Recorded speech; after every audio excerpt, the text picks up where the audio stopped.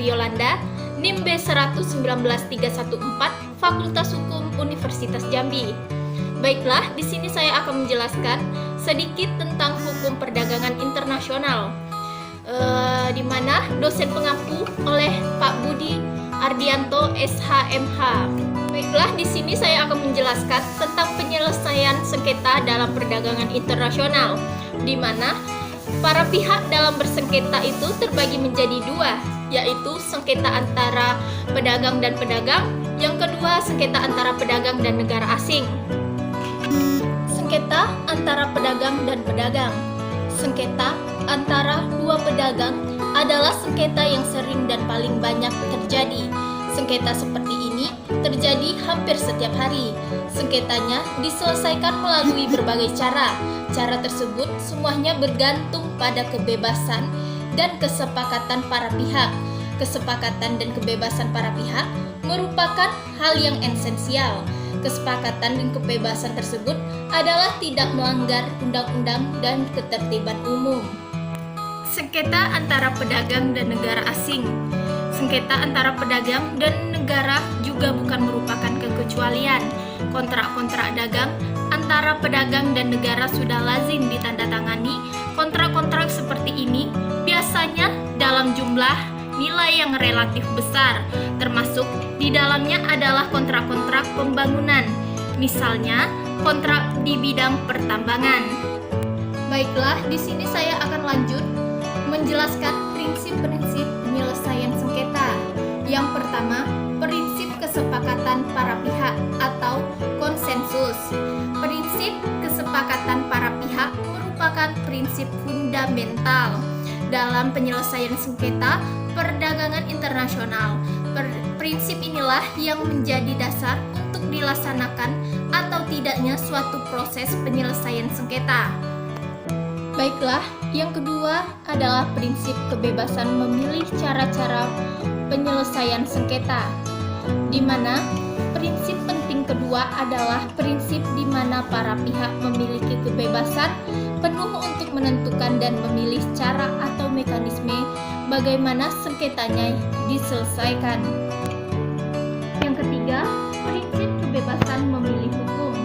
Prinsip penting lainnya adalah prinsip kebebasan para pihak untuk menentukan sendiri hukum apa yang akan diterapkan bila sengketanya diselesaikan oleh badan peradilan terhadap pokok sengketa.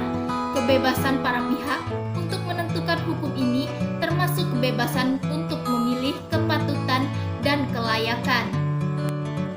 Yang keempat, prinsip itikat baik. Prinsip itikat baik dapat dikatakan sebagai prinsip fundamental dan paling sentral dalam penyelesaian sengketa. Prinsip ini mensyaratkan dan mewajibkan adanya itikat baik dari para pihak dalam menyelesaikan sengketanya. Yang kelima, prinsip exhaustion of local remedies. Prinsip ini sebenarnya semula lahir dari prinsip hukum kebiasaan internasional. Dalam upayanya merumuskan pengaturan mengenai prinsip ini, Komisi Hukum Internasional PBB memuat aturan khusus mengenai prinsip ini dalam pasal 22 mengenai ILC Draft Articles on State Responsibility. Forum penyelesaian sengketa. Forum penyelesaian sengketa dalam hukum perdagangan internasional pada prinsipnya juga sama dengan forum yang dikenal dalam hukum penyelesaian sengketa atau internasional pada umumnya. Forum tersebut adalah negosiasi, penyelidikan fakta-fakta, inquiry, mediasi, konsiliasi, arbitrase, penyelesaian melalui hukum atau melalui pengadilan, atau cara-cara penyelesaian sengketa lainnya yang dipilih dan disepakati para pihak. Berikut adalah uraian singkat mengenai forum-forum tersebut. Yang pertama, negosiasi. Negosiasi adalah cara penyelesaian sengketa yang paling dasar dan yang paling tua digunakan. Yang kedua, mediasi. Mediasi adalah suatu cara penyelesaian melalui pihak ketiga. Pihak ketiga tersebut bisa individu, usaha, lembaga, organisasi, profesi, atau dagang. Konsiliasi memiliki kesamaan dengan mediasi. Kedua cara ini adalah melibatkan pihak ketiga untuk menyelesaikan sengketa secara damai. Konsiliasi dan mediasi sulit untuk dibedakan. Yang keempat, arbitrase.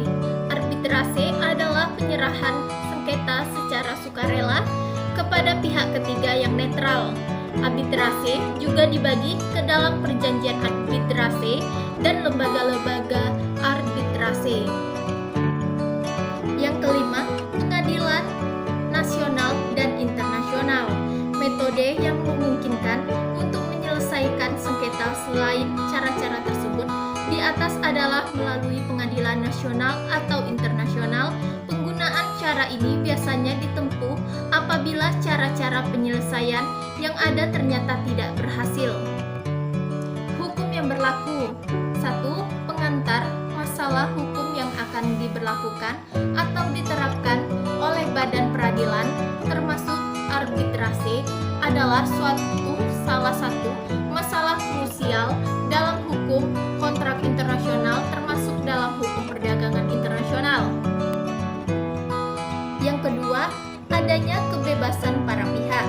Di atas telah dikemukakan bahwa dalam menentukan hukum yang akan berlaku, prinsip yang berlaku adalah kesepakatan para pihak yang didasarkan pada kebebasan para pihak dalam membuat perjanjian atau kesepakatan. Baiklah, yang terakhir adanya pelaksanaan putusan sengketa dagang. Terbagi menjadi 4. Yang pertama, adanya pengantar. Yang kedua, pelaksanaan putusan APS. Yang ketiga, pelaksanaan putusan arbitrase atau asing. Yang keempat, pelaksanaan putusan pengadilan. Yang keempat, pelaksanaan putusan pengadilan ini terbagi lagi menjadi 2. Yang pertama, Konvensi Brussels tahun 1968 dan Konvensi Lugano 1988. Baiklah, hanya itu yang dapat saya sampaikan. Lebih dan kurang saya meminta maaf. Saya akhiri. Wassalamualaikum warahmatullahi wabarakatuh.